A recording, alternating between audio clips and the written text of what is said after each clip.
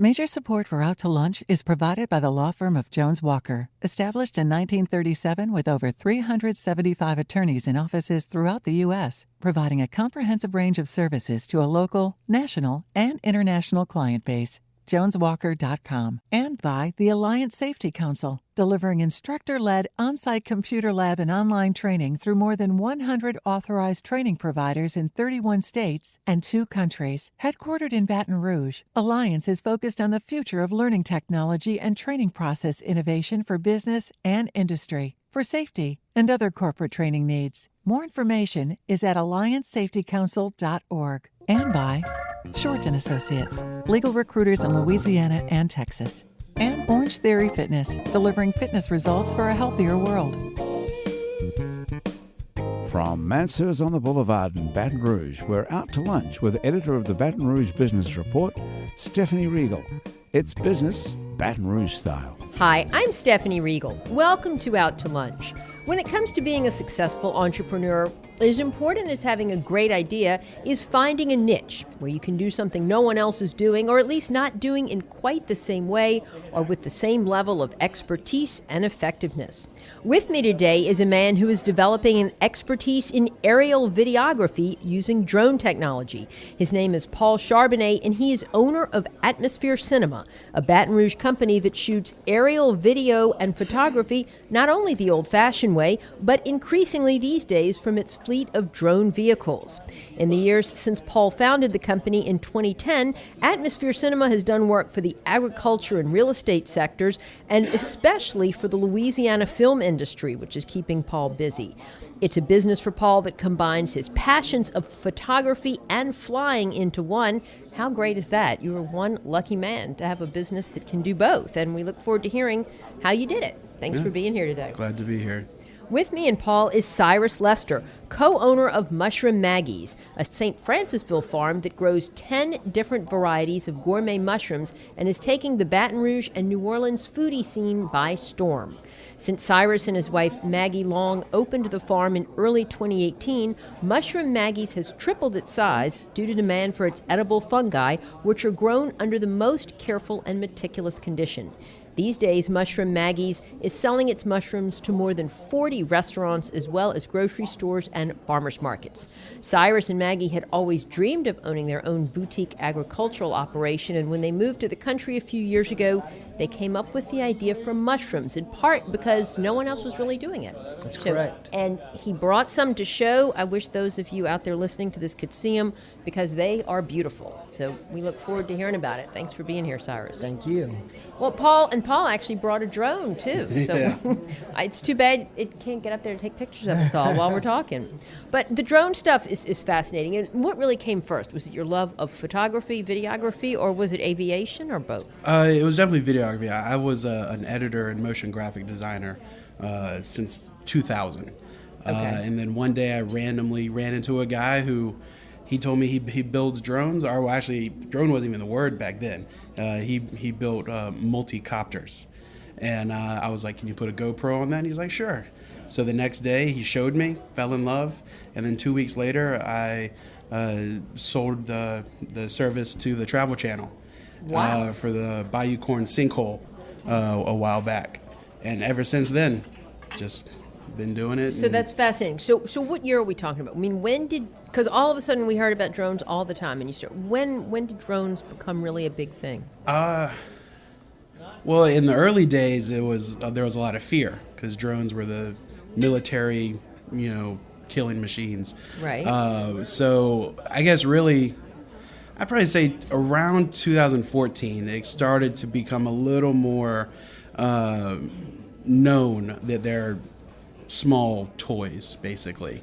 And then since then, they've grown technology. Camera technology has gotten better, and they've become what they are today, of actual filmmaking tools. Now, how many drones do you own in your fleet? 7, all of varying sizes. The one I have here today is actually one of the smallest ones we have, which is this one's probably about 2 feet by 2 feet. Yeah. Our largest one is 6.5 feet wide and has a theoretical lift capability of 77 pounds.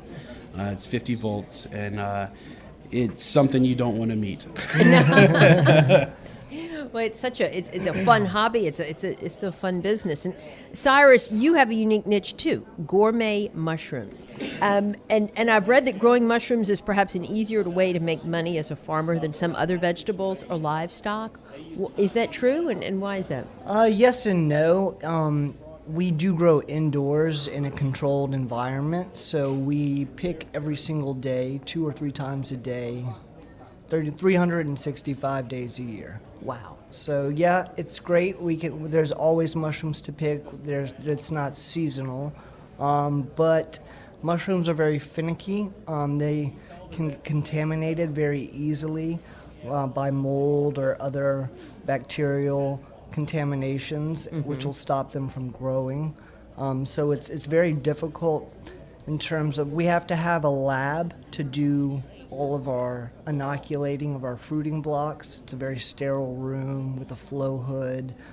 So it's so easy but hard. inoculating of your, what did you say? So basically How do you grow a mushroom, I guess? It sounds like that's what I'm asking. Gotcha. So we take basically agricultural waste products from rice bran, soybean hulls, sawdust, and we mix them all together, add water, and we put them in these bags. And we steam these bags for about 24 hours to sterilize them, to kill all the contaminants which may be present in the bag. And then we take the blocks to the lab, where it's a very sterile environment, where we have a flow hood that blows sterile air over our workspace. And we take our spawn, which is basically the seed of a mushroom, and we pour it into our fruiting blocks, our pre-sterilized and mixed fruiting blocks. We seal the bag up, we shake it up, and we basically put the block on a shelf for anywhere from 10 days to 2 months, depending on the variety, where the spores will colonize the bag, and then we'll bring it into the fruiting room, where they take about 7 to 14 days to fruit, depending on the species. So it sounds like it's a very complicated process, and that to really be an expert in it, you would have to be nuanced and experienced. How did you develop this level of expertise? I mean, from what I read, you all kind of decided on mushrooms. It's not like you grew up on a mushroom farm. Right, we definitely did not grow up on a mushroom farm. Maggie and I just wanted to start farming, and so we decided to do mushrooms. And basically everything we've learned is through books or off the internet. Wow. I like to call myself. Maybe don't tell your clients that. Well, Yeah. the books are good, maybe not so much. But the resources were there to The be self-taught. resources are on the internet. You know, I like to call myself a Facebook mycologist, because that's basically where I learned, and just trial and error. Sure, Sure. Trial and error. So I would wonder, Paul, if drone technology was the same thing. I mean, as it was evolving, as your company was evolving, and you were already doing video work, did you have to sort of learn how to take pictures from a drone, or is it easier than it? It was actually, I didn't necessarily have to learn how to do cinematography. It was more, how do you fly the drone? Right. And especially with that, you can get a lot of bad shots with a camera, but you only get one crash. So you got to be very careful, very slow. And back when we started, you didn't just go to Amazon and buy a drone. We hand built them, soldered them, programmed the computers, everything. No kidding. Yeah. So you were making your own at first. Correct. And I think really that for us is what really helps us stand out from a lot of the newer companies that are out there, that if there is a problem, they can't necessarily fix it. You know, I know how the drone works. I know, it's more than just buy now. So with that, we definitely is grown with it, learned the technology, and now we're one of the leaders. Because, I mean, there's the technology component to it, and then there's the aeronautics of just learning how to fly it, right? And then there's the videography as well. Yeah, and it's one of those things I never thought I'd learn so much about aerodynamics and everything before drones, and RF signals and wireless interference and all that sort of stuff, because it runs the gamut. It's not there's so much that goes into it that is just way more than just a camera and a flying machine. I can imagine. So how far away can you get with these? And I suppose it varies depending on the... Correct. The condition of the location that we're flying, like whether it's in New Orleans or out in the middle of the desert in Texas. All those vary the range, humidity, wind speed. But really, what I always say is the brochure says 5 miles. 5 miles. 5 miles. That's like sort of the rule of thumb. Well, it just depends on the drone. The farthest I've ever flown a drone, which was out in the middle of nowhere, Wyoming, was 16,000 feet. And the only reason we had to come back is because we wouldn't have enough battery to come back. So we kind of hit our point of no return. So we wanted to return. So it's one of those things. Anytime you can come back with battery power is a good time. So speaking of numbers, Cyrus, how many, you're doing 10 different varieties of mushrooms. Tell us a little bit about the different ones and how you decided on those 10. I mean, are they selling well? Oh, yeah, I mean, a lot of them look very exotic. Do people know about them? That's one thing that we've been having to do is, especially at the farmers market, we have been educating our customers about how they taste, about their medicinal properties, about how to cook them. It's not something people see every day, so people don't really know how to cook them. I'll have grandmas call me at 7 o'clock on a Sunday morning asking me how to cook their mushrooms they bought the night before. How much fun is that? Yeah, it's crazy, but it's really been doing well. There are differences in flavors and textures. There with mushrooms, it's a texture and flavor thing. The shiitakes probably have the most flavor. Yeah. The oysters are very mild in flavor. They'll basically take up whatever you cook with them. The lion's mane, which is the white hairy, That's the crazy looking one. right? They taste very similar to lobster. They have a lobster-like texture, and when cooked, they taste similar to lobster. A lot of vegans use them as a meat substitute. They are actually a medicinal mushroom as well. They're the only natural substance that regrows myelin in the brain. So they help with neurological disorders like multiple sclerosis, dementia, Alzheimer's, Parkinson's. Studies have shown they help fight cancer in mice. For real? They help improve memory loss. And is there, I guess these statements haven't been evaluated by the FDA, but I guess there's a growing body of support for without that. a doubt. Well, there's been a lot of research done on, especially in Asia, China, and Japan, on these mushrooms, and also in Europe. And they're extremely medicinal. Even the shiitakes are very medicinal. They're good for your heart. Let's see, the king trumpets are my favorite. They're very, very meaty. It's these right here. The stem is the best part on those. It's like biting into a steak, but a little crispier. So that one's the texture is very different. How many of them grow like in Louisiana? So the lion's mane actually grow locally. I actually found that in St. Francisville and cloned it in my lab and started growing it. And it's actually a better yielding, better tasting mushroom than the commercial strains that are available. You're listening to Out to Lunch. I'm Stephanie Regal. I'm talking to Cyrus Lester of Mushroom Maggie's Farm and Paul Charbonnet of Atmosphere Cinema. How lucrative are they? How much money is there in mushrooms or in drone technology, video drone work, Paul? I mean, there's tons. I think in the film industry, it's somewhere around $1 billion industry, and then in the industrial sector alone, I mean, that's huge. I know more guys do an industrial drone than I do a cinematic drone, just because it's all year round. There's no shooting schedule and worrying about weather and the fall. And you charge them by the hour? You give them sort of a fixed price based daily on rates. what they want? Daily rates. Daily rates. Because for our pricing structure is really based off of risk to equipment. Because, within 10 seconds, we can take off, and some bird may decide it doesn't like the drone and attack it. And then boom. And that's a problem. It was a big problem. We've had a drone taken down by a bird before.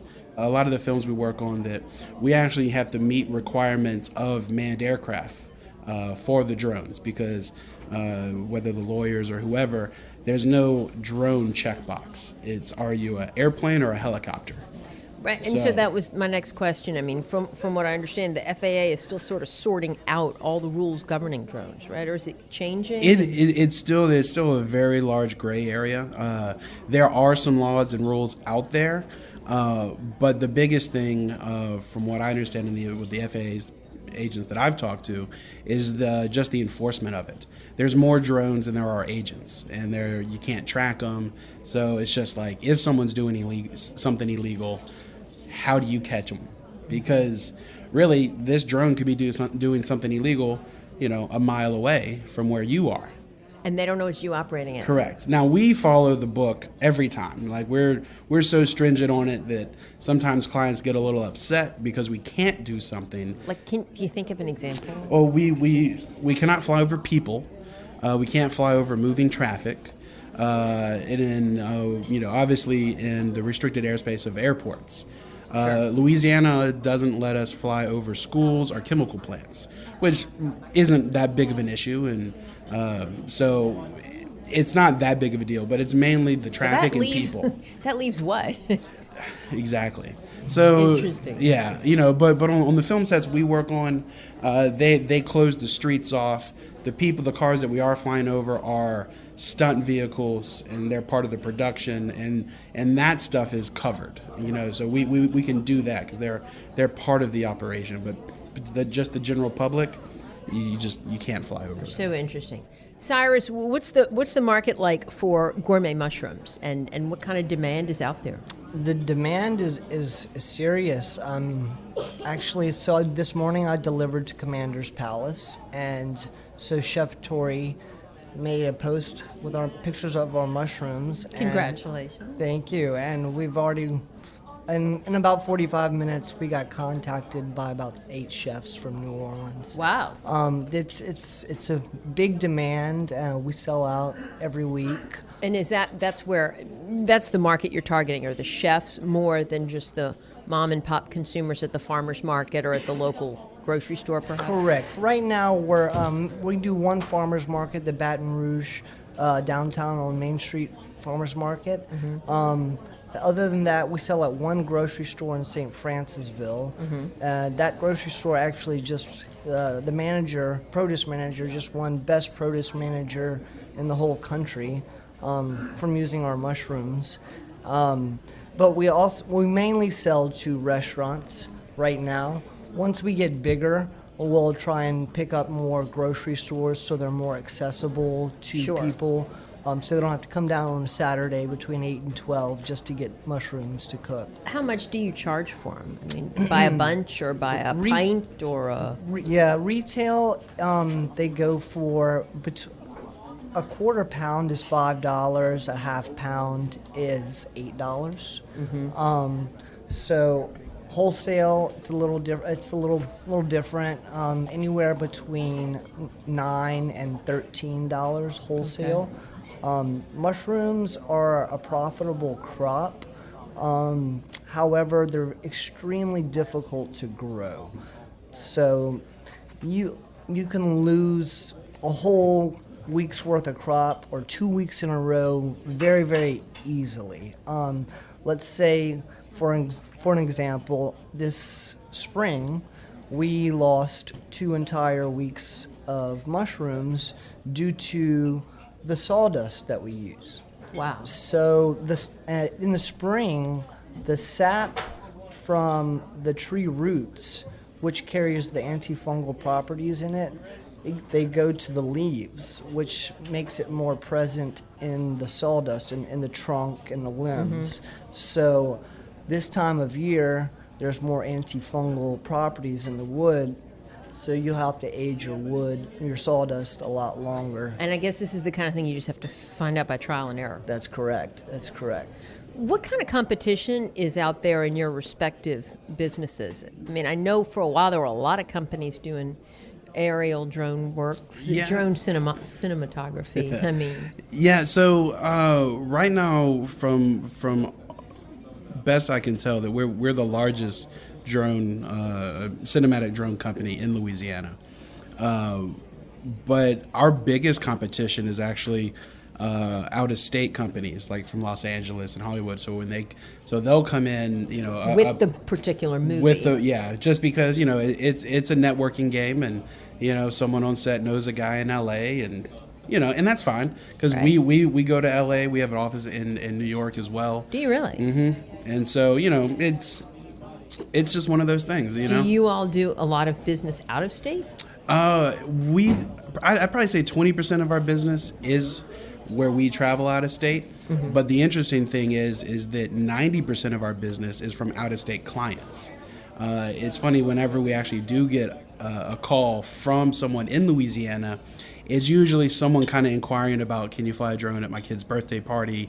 They don't really know. That's not really serious inquiries. Right. But like on Saturday, we're actually flying for Japanese TV for a show in Japan, and this would be our 4th production that we've done with them. So they're coming here? Yeah, they're bringing They'll an be entire Japanese crew, and we're going down into the Gulf, filming marsh stuff. I'm not really sure. How much fun. And It's how many tons of guys fun. and gals do you have working for you who do this? So we only have 2 full-time employees, and the rest of my guys are contracted because they work in the film industry. So I'm more than happy to let them go out on set and do their normal work, and they're able to get on a job and say, oh, hey, you need drones? I got drones. And so they bring us in. I know there are some companies out there that actually restrict their guys from not working with anyone, and I think that's weird. Mm-hmm. But we don't do that. Cyrus, is there a lot of competition in your field? Probably fallen logs.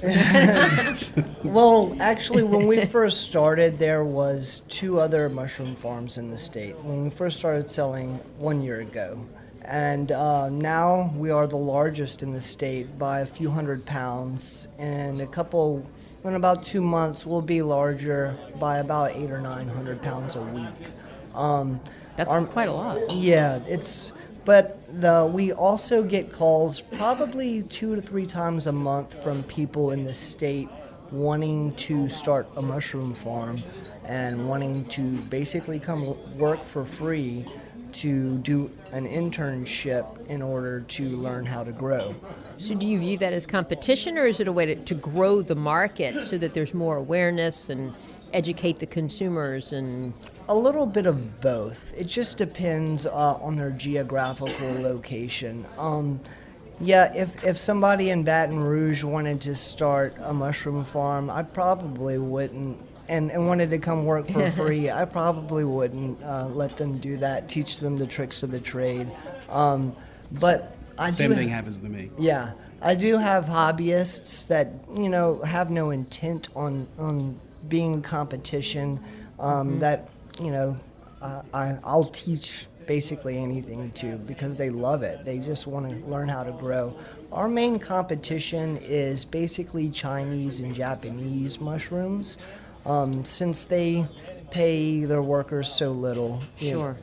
They can ship mushrooms for a tenth, a lot less than what we can even grow them for.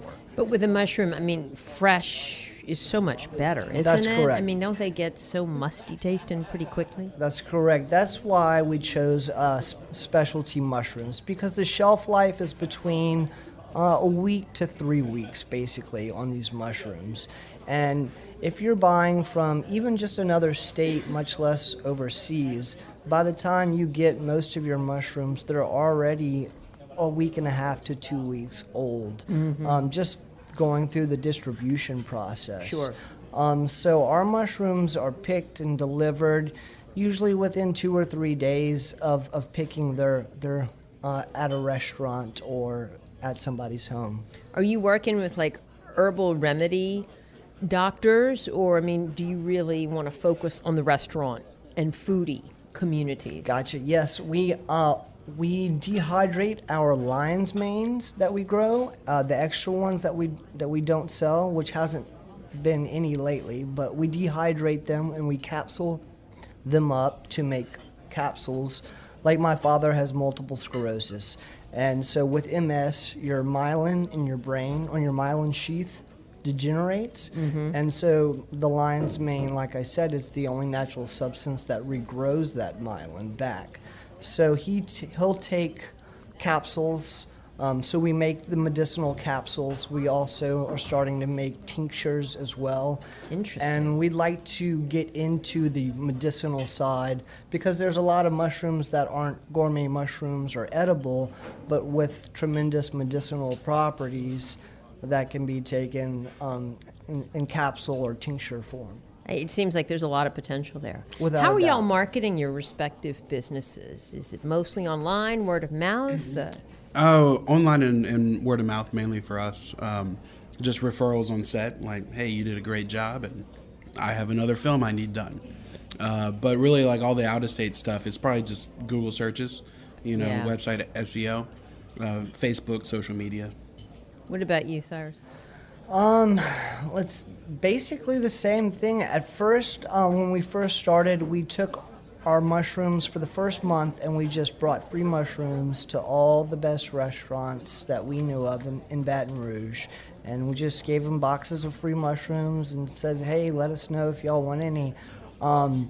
But we did that one time and we've never had to really contact a restaurant since then, It sounds like that would be a real growth opportunity there. without a doubt. Cyrus Lester and Paul Charbonnet, it's inspiring to see people who have a passion for something that they are then able to turn into a business. So you all are both very fortunate, and it's great to hear about your companies and your respective successes. So good luck moving forward. We'll be following you. Thank you. Thank you very And much. thanks for being here today on Out to Lunch. My guests today on Out to Lunch have been Paul Charbonnet of Atmosphere Cinema and Cyrus Lester of Mushroom Maggie's. You can find out more about Atmosphere Cinema and Mushroom Maggie's by going to our website, it's batonrouge.la. The producer of our show is Grant Morris. Our technical producer is Eric Merle. Our associate producer is Peter Raschuti. And our Baton Rouge business consultants are Charlie D'Agostino, Dave Winwood, and Ann Edelman. If you want to know what we all look like, you can find photos from this show on our website, it's batonrouge.la, and on our It's Baton Rouge Facebook page. You can hear this show and past episodes of Out to Lunch wherever you get podcasts, including Spotify and at itsbatonrouge.la. Out to Lunch is a production of INO Broadcasting for itsbatonrouge.la and WRKF 89.3 FM. I'm Stephanie Riegel. Thanks for joining me. I look forward to meeting you again next week around the table here at Mansur's for more business Baton Rouge style on Out to Lunch. Out to Lunch Baton Rouge is recorded live over lunch at Mansur's on the Boulevard in Baton Rouge. Mansur's is open for lunch daily 11 to 2, for dinner nightly, and for brunch on Saturdays and Sundays. Mitchell Foreman wrote and performs all the music on Out to Lunch. You can hear Mitchell's music anywhere great jazz is sold or streamed, and at mitchellforeman.com. Major support for Out to Lunch is provided by the law firm of Jones Walker, established in 1937 with over 375 attorneys in offices throughout the U.S., providing a comprehensive range of services to a local, national, and international client base. JonesWalker.com. And by the Alliance Safety Council, delivering instructor-led on-site computer lab and online training through more than 100 authorized training providers in 31 states and 2 countries. Headquartered in Baton Rouge, Alliance is focused on the future of learning technology and training process innovation for business and industry, for safety and other corporate training needs. More information is at alliancesafetycouncil.org. And by Shorten Associates, legal recruiters in Louisiana and Texas. And Orange Theory Fitness, delivering fitness results for a healthier world.